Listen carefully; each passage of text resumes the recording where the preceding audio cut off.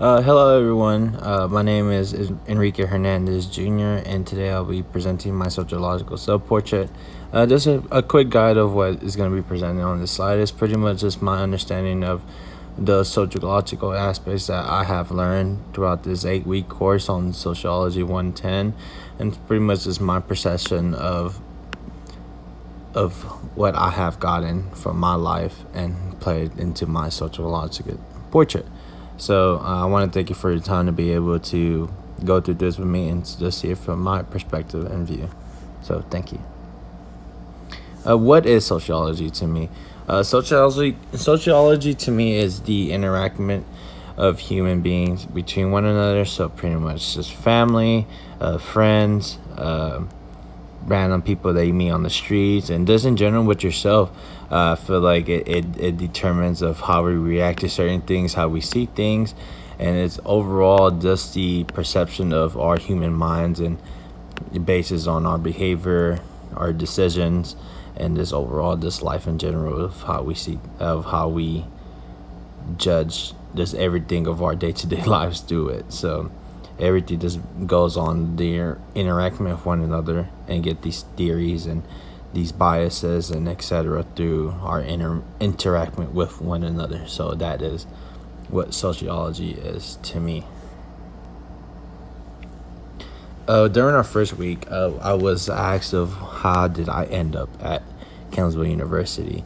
Uh, for a quick kind of detour, I ended up at Campbellsville University Harrisburg, which is a regional campus, a part of the Campbellsville University tree. How did I end there was a pretty long journey. I was a student at Florida Memorial University. I was part of their soccer team, as the picture on the left. I was a soccer player there, and I was loving it there. Had family there, and it was just one of the best times of my life until COVID-19 hit, and we were kind of put on lockdown. I was completely fine by it, and I was still going to be part of the university till I just noticed that our school didn't didn't respect what the school was doing, as in our taking care of us and getting us through a safe year. And I just saw that there was no care with the students, and just more of the money side, which was the kind of more of a dark side of what I saw from my school.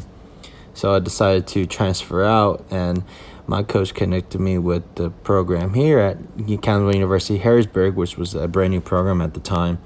And ever since then, I connected with them, and ever since then, I've been a part of Campbell University Harrisburg. So I got the chance to interview one of my friends, Maxwell, which he was a foreign student from Nicaragua, and I became really close friends with him during his time here in the United States, and I got to learn more about Nicaragua in general. I got to learn more about just their lifestyle and their type of music, and this in general was different from us compared to them. I learned about how their government works, and how we get a lot of is if the how they kind of don't get a voice, especially during their times right now. They don't get to pretty much say anything to the government, as in it's pretty much just the people against the government. And they have a struggle of being able to voice their opinions and be able to just be one whole community instead of being separated through the government because of the hardships that they're going through. And I learned and then I learned that even during those hard times, they love each other through their music, which is, I show a picture right here on the right side. It's marimba music, which is a wooden instrument, which is kind of like it's like a closest thing I could relate to is like a xylophone, which is followed up with guitars, which you see in the background. It's very relaxing type music, and it makes you feel joyful. And he explained that they show it around. It's played all over the nation, and you see at many social gatherings, at homes, and on radios. Is anywhere that you will walk the streets in Nicaragua, that's what you will listen to 24/7. And he also explained how baseball it's a big part of the city, big part of the nation, not the city, and it represents who they are, because that's the one time where the nation kind of comes together for the nation and be very proud of their team. Like compared to here, we have baseball, soccer, football. We have all these different sports, but in Nicaragua, that what represents them as a whole is baseball. So I got to learn more of their cultural aspect of, and just how everything is ran over there.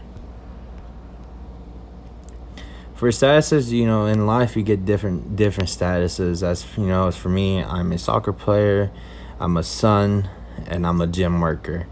I'm a soccer player here at Kinsville University, Harrisburg. I'm a mother to my beautiful mother, Gloria Hernandez, and I'm a gym worker at World Gym Corporations back at home in Texas. These roles are given to me for a specific reason.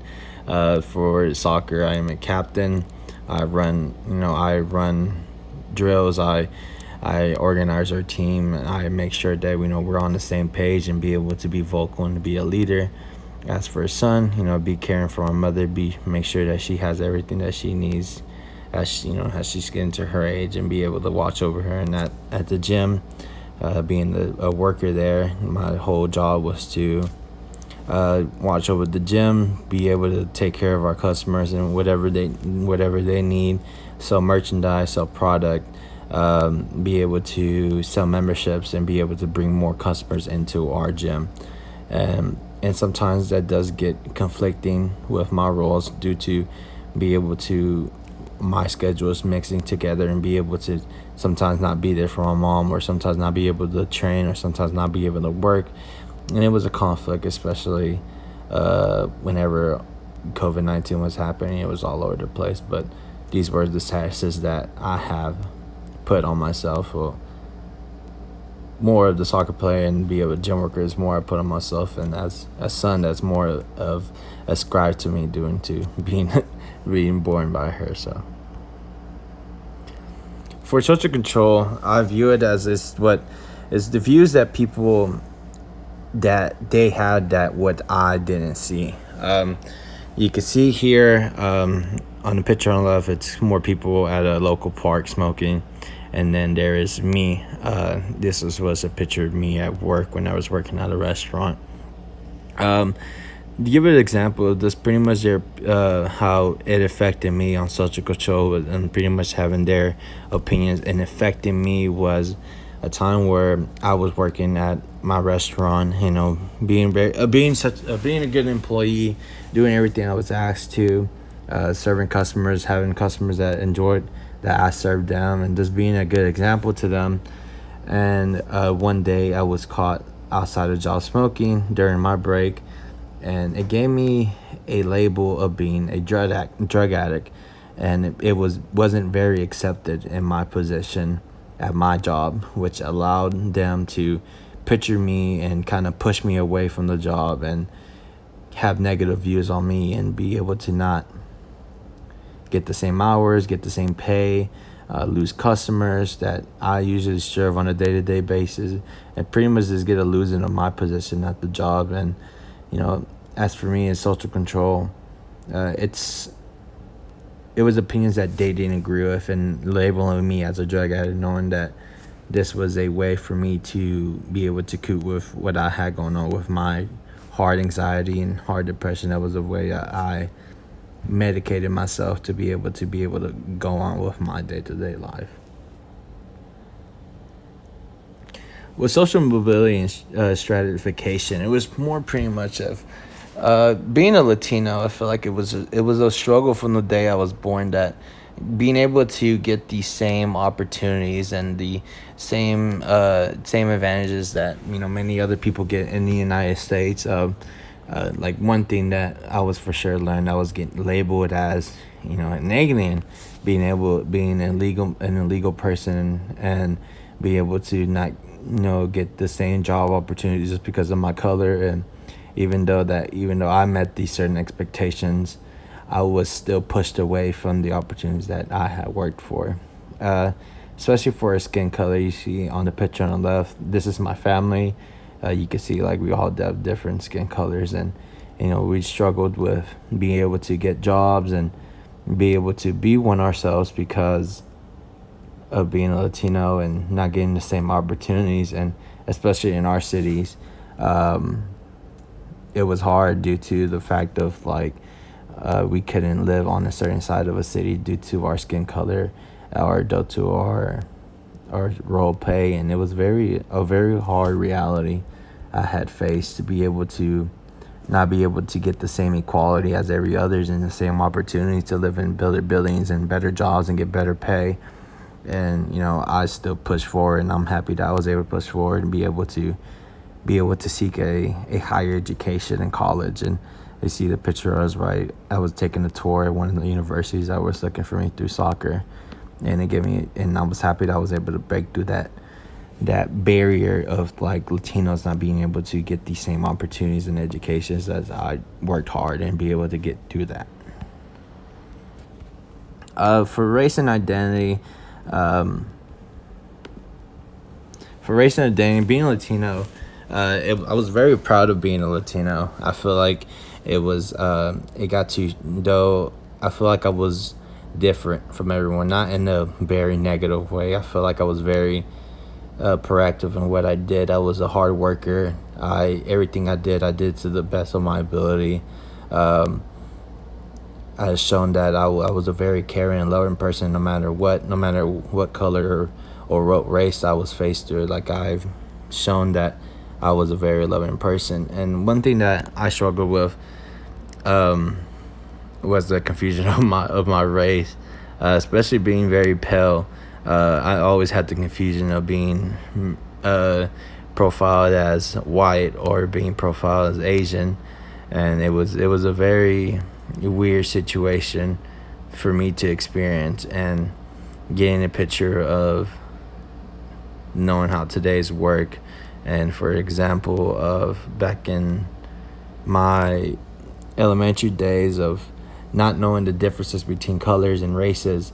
I had a very close friend of mine that I was close with in the classroom. His name was John, and John was a darker color skin than me, but at the time I didn't know there was differences. I thought we were all equal, and he became a really good friend of mine until the day the teacher pulled me aside and explained that I shouldn't be hanging out with this one student due to the fact of the color of his skin.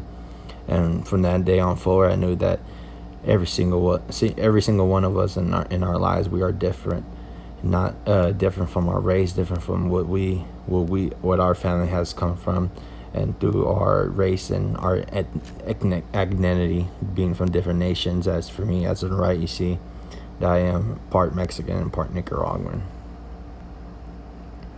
For the final part of my presentation is gender. Um, in gender, I am a male.